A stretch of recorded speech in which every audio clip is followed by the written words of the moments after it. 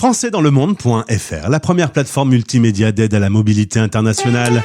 Bienvenue sur notre podcast, je suis Gauthier Seyss et j'ai le plaisir d'accueillir Alicia Benet. On part à Dubaï avec le French Social Club. Françaisdanslemonde.fr, le podcast. On va surtout lutter contre quelques clichés, quelques images d'Épinal qui s'accrochent irrésistiblement à l'image de Dubaï. Merci les Instagrammeuses. Pour en parler, mon invitée est Alicia, présidente depuis quelques temps seulement de French Social Club. C'est le nom local de la FIAF pour ce qu'on appelle habituellement Dubaï Accueil. Bonjour Alicia. Bonjour Gauthier, merci pour l'invitation. Mais très content de faire ta connaissance, c'est la première fois qu'on échange tous les deux. Ce petit mot sur le French Social Club, un peu partout dans le monde, la FIAF a des noms de villes associés au mot accueil. Là, Dubaï n'a pas voulu, c'était une marque déposée. Alors Dubaï est une marque déposée, effectivement, donc il a fallu qu'on trouve un nom. Le French Social Club est venu tout seul, puisque ici à Dubaï, on a le Philippine Social Club, l'Indian Social Club, l'English Social Club. Donc le French Social Club est devenu le nom officiel, anciennement, de Dubaï Accueil. Alors on va revenir d'abord sur toi, ton parcours. Tu es originaire de Paris, tu fais des études de psychologie du travail, puis tu vas travailler dans les ressources humaines en informatique financière. Et puis sur ton chemin, l'amour avec un mari qui a monté une grosse société dans la tech, un data center, qui va vous amener ensuite à voyager assez vite quand il y a le projet de Londres, par exemple. Tu te dis, let's go, on y va, je suis partante à fond. Alors moi, j'étais parisienne jusqu'au bout des ongles, donc ça a été un peu difficile de passer, de traverser la Manche, je dirais, mais j'ai continué à travailler à Londres. Et puis cette première expatriation a été une révélation pour nous. Donc, on a continué ça s'est très à bien déposer passé. nos bagages ailleurs aussi. Ensuite, vous êtes allé au Luxembourg. Alors, Luxembourg, très bien, très cosmopolite, mais bon, la météo, ça, c'était pas non plus, on peut le dire, hein, le rêve. Hein.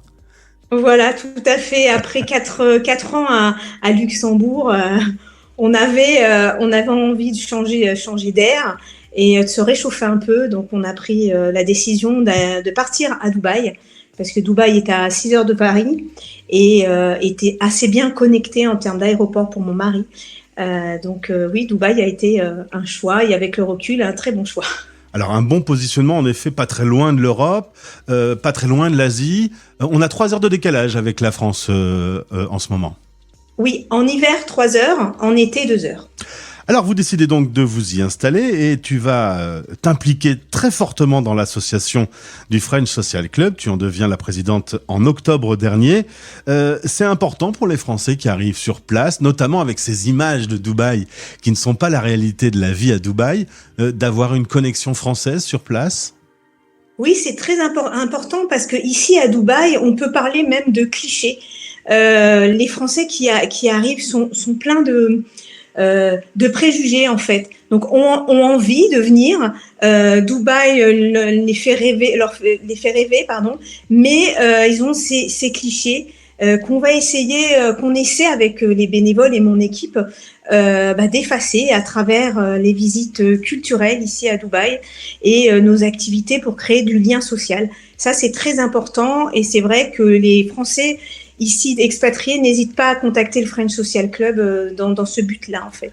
De temps en temps, quand vous croisez une Instagrammeuse, vous devez vous dire « Oh là là, qu'est-ce que vous avez fait du mal à l'image de la ville ?»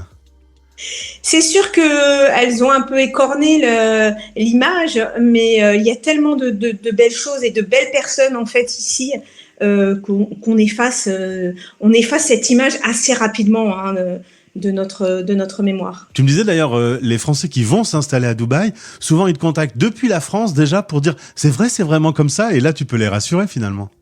Oui, voilà, tout à fait. Donc, ils nous contactent et on leur explique un peu la vie à Dubaï et la vie facile, surtout quand ils arrivent, ils sont pris un peu dans l'administratif et ce qui fait la différence, et ils le notent directement, c'est cette facilité d'aborder cette administration émirienne qui est très avenante et très rapide, contrairement à notre administration en France.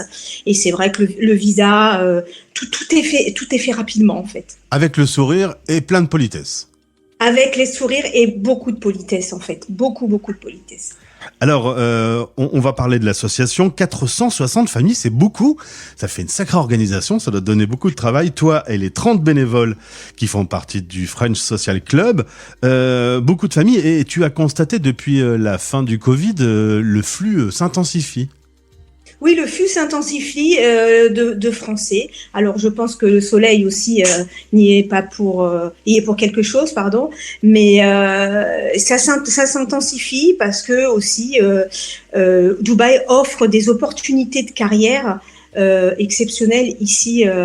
Donc, je pense que les familles françaises n'hésitent pas à franchir le pas. Alors justement, il y a ceux qui vont pour bosser, et puis il y a les conjoints accompagnateurs, comme on dit sur Français dans le monde, qui se retrouvent parfois un peu seuls. Là, c'est vraiment une cible importante dans votre association de vous occuper d'eux. Vous avez fait des partenariats avec des entreprises, justement, pour que ces conjoints vous retrouvent et ne restent pas seuls ? Oui, alors nous, on accueille surtout les femmes, ce qu'on appelait femmes d'expatriés. Mais il y a un changement qui s'opère depuis ces dernières années, puisqu'on accueille beaucoup aussi de personnes qui créent leur société ici à Dubaï et qui veulent aussi se sociabiliser à travers des after-work, etc. Donc nous, notre but, c'est vraiment de créer ce lien social à travers des sorties culturelles, bien sûr, mais à travers ce qu'on appelle ici des business lunch, donc des repas de midi dans des restaurants avec différents, un Indien, un Népalais, un Français. Donc c'est l'avantage aussi à Dubaï de pouvoir manger un petit peu et de picorer de tout dans toutes les cultures, on va dire. Ouais. Et puis bien sûr des activités sportives. Donc ça c'est très important. Après nous avons aussi pour nos expatriés tout ce qui est conférences. Qui se déroule à l'Alliance française, puisque nous avons un très grand partenariat avec l'Alliance française, où nous organisons des conférences, aussi bien sur un point de vue médical que artistique.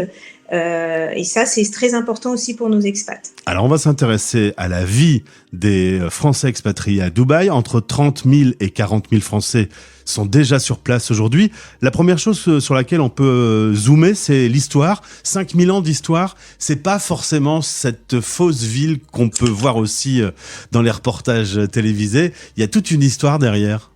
Ah oui, tout à fait, parce que quand on arrive à Dubaï, on se dit, on arrive dans une ville nouvelle, avec ses gratte-ciel, son ambiance, ses hôtels de luxe, etc. Mais détrompez-vous, Dubaï a une histoire qui remonte quand même à 5000 ans, où ce n'était pas forcément une plateforme touristique, mais une route commerciale entre la Mésopotamie, l'Inde et Oman. Et puis, par la suite, c'est devenu une ville, en fait, ce qu'on appelait la ville blanche, le quartier de Jumeirah, où commerçaient voilà, des marchands, etc., où des fouilles archéologiques ont été faites, où on a retrouvé plein d'objets comme de la poterie, etc., plein de choses qui ont fait que Dubaï, on a découvert que Dubaï, non, n'était pas une ville d'aujourd'hui, mais d'hier aussi. Alors évidemment, nous, on connaît cette marina, mais si on s'éloigne un peu, qu'on va vers le désert, on va pouvoir trouver des anciens sites, faire des musées. Il y a une culture assez riche. Il y a une culture assez riche et pour revenir à l'époque contemporaine, moi j'ai un site que j'affectionne particulièrement, c'est l'Etihad Museum, qui est un véritable joyau architectural, hein, et qui, dans ce musée-là, vous pouvez retracer l'histoire des Émirats depuis son indépendance, en fait, depuis que les Britanniques sont partis, et justement l'importance du cheikh Ben Zayed dans cette histoire vraiment très, très, comment dirais-je,